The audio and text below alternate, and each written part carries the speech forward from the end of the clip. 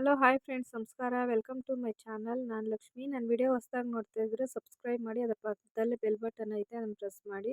ನಾನು ಹಾಕೋ video notification ನಿಮಗೆ ಮೊದಲೇ ಬರ್ತೈತೆ. ಲೈಕ್ ಮಾಡಿ, ಕಾಮೆಂಟ್ ಮಾಡಿ, ಶೇರ್ ಮಾಡಿ. ಇವತ್ತು ದೊಡ್ಡ ಪಾತ್ರೆಯಲ್ಲಿ ಚಟ್ನಿ ಯಾವ ಥರ ಮಾಡೋದಂತ ತೋರಿಸ್ಕೊಡ್ತೀನಿ. ಸೂಪರಾಗಿರ್ತೈತೆ, ನಮ್ಮ ಹೆಲ್ದಿಗೆ ಒಳ್ಳೇದಿದು.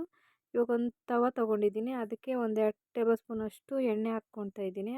ಅದಕ್ಕೆ ಕಡಲೆಬೇಳೆ, ಉದ್ದಿನಬೇಳೆ, ಜೀರಿಗೆ, ಮೆಣಸು ಮತ್ತು ಅದಕ್ಕೆ ಒಂದು ಅರ್ಧ ಟೇಬಲ್ ಸ್ಪೂನಷ್ಟು ಸಾಸಿವೆನ ಸೇರಿಸ್ಕೊಂಡು ನಾನು ಎಲ್ಲ ಎಣ್ಣೆಯಲ್ಲೇ ಹುರ್ಕೊತಾ ಇದ್ದೀನಿ. ತುಂಬ ಚೆನ್ನಾಗಿರುತ್ತೆ. ನೆಗಡಿಗೆ, ಕೆಮ್ಮಿಗೆ, ಕಫ ಕಟ್ಟಿರೋದಕ್ಕೆ ಈ ಥರ ಮಾಡ್ಕೊಂಡು ತಿಂದರೆ ತುಂಬ ಒಳ್ಳೆಯದು ನಮ್ಮ ಬಾಡಿಗೆ. ಒಳ್ಳೆ ರೆಸಿಪಿ ಇದು. ಮಕ್ಳಿಗಂತೂ ಮಾಡಿಕೊಟ್ರೆ ಸ್ವಲ್ಪ ಖಾರ ಕಡಿಮೆ ಇಟ್ಬಿಟ್ಟು ಮಕ್ಳಿಗೆ ಮಾಡಿಕೊಟ್ರೆ ತುಂಬ ಇಷ್ಟಪಟ್ಟು ತಿಂತಾರೆ.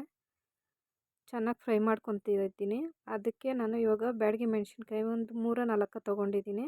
ಗುಂಟೂರು ಮೆಣಸಿನ್ಕಾಯಿ ಬಂದು ಒಂದು 4 ತೊಗೊಂಡಿದ್ದೀನಿ. 2 ಸೇರಿಸಿ ಅದರಲ್ಲೇ ಹುರ್ಕೊತೀನಿ.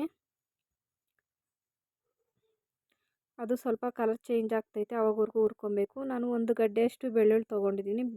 ಬಿಡಿಸಿಟ್ಕೊಂಡು ನಾನು ಹಾಕ್ಕೊಳ್ತಾ ಇದ್ದೀನಿ. ಈರುಳ್ಳಿ ಒಂದು ತೊಗೊಂಡಿದ್ದೀನಿ, ದೊಡ್ಡ ಸೈಜು ಒಂದು ಈರುಳ್ಳಿ ತೊಗೊಂಡು ಕಟ್ ಮಾಡಿಕೊಂಡು ಹಾಕ್ಕೊಳ್ತಾ ಇದ್ದೀನಿ. ಅದನ್ನು ಹಂಗೆ ನಾವು ಚೆನ್ನಾಗಿ ಫ್ರೈ ಮಾಡ್ಕೊಬೇಕು. ಜಾಸ್ತಿ ಏನು ಫ್ರೈ ಮಾಡೋಂಗಿಲ್ಲ,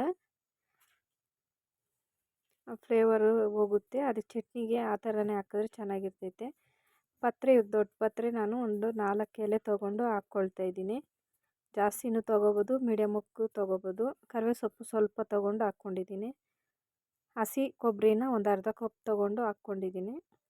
ಅದನ್ನು ಸ್ವಲ್ಪ ಹಾಗೆಯೇ ಎಣ್ಣೆಯಲ್ಲೇ ಹುರ್ಕೊಂಡಿದ್ದೀನಿ. ಇದಾಯಿತು.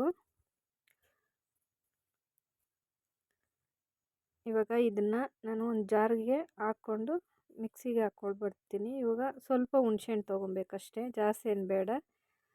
ಜಾರಿಗೆ ಹಾಕ್ಕೊಂಡು ರುಬ್ಕೊಬರ್ತೀನಿ. ಆಯಿತು, ರುಬ್ಬಿದ್ದಾಯಿತು. ಇಷ್ಟಾದರೆ ಸಾಕು. ಇವಾಗ ಅದಕ್ಕೆ ಮತ್ತೆ ಒಗ್ಗರಣೆ ಮಾಡ್ಕೋಬೇಕು.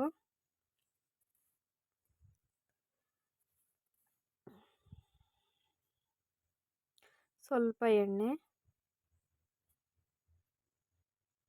ಕಡಲೆಬೇಳೆ, ಉದ್ದಿನಬೇಳೆ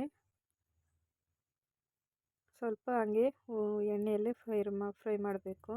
ಸಾಸಿವೆ,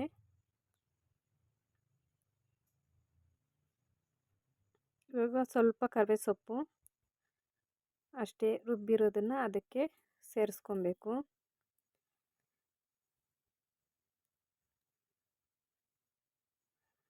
ಅದಕ್ಕೆ ನಾನು ಉಪ್ಪು ಹಾಕ್ಕೊಂಡಿದ್ದೀನಿ. ನಿಮ್ಗೆ ಎಷ್ಟು ಬೇಕು ಅಷ್ಟು ಹಾಕ್ಕೊಳ್ರಿ. ಅದನ್ನು ನಾನು ವಿಡಿಯೋದಲ್ಲಿ ಅದು ಡಿಲೀಟ್ ಆಗಿದೆ. ಉಪ್ಪನ್ನು ನೀವು ಸೇರಿಸ್ಕೊಬೋದು. ಚಪಾತಿ ಜೊತೆಗೆ ದೊಡ್ಡ ಪಾತ್ರೆ ಚಟ್ನಿ ರೆಡಿ ಆಯಿತು. ಅನ್ನಕ್ಕೂ ಚೆನ್ನಾಗಿರುತ್ತೆ, ಮುದ್ದೆಗೂ ಚೆನ್ನಾಗಿರುತ್ತೆ, ಎಲ್ಲದಕ್ಕೂ ಇಷ್ಟಪಟ್ಟು ತಿಂತೀರಿ. ತುಂಬ ಒಳ್ಳೇದಂದರೆ ದೊಡ್ಡ ಪಾತ್ರೆ ಒಳ್ಳೆಯದು. ಕೆಮ್ಮು ಇದ್ದರೆ ಅದಕ್ಕೆ ಉಪ್ಪು ಹಾಕ್ಕೊಂಡು ತಿಂದರೆ ಕೂಡ ಸೂಪರಾಗಿರ್ತೈತೆ. ಬೇಗನೂ ವಾಸಿ ಆಗ್ತೈತೆ, ಕೆಮ್ಮು ಅದೆಲ್ಲ ಬರಲ್ಲ. Thank you for watching.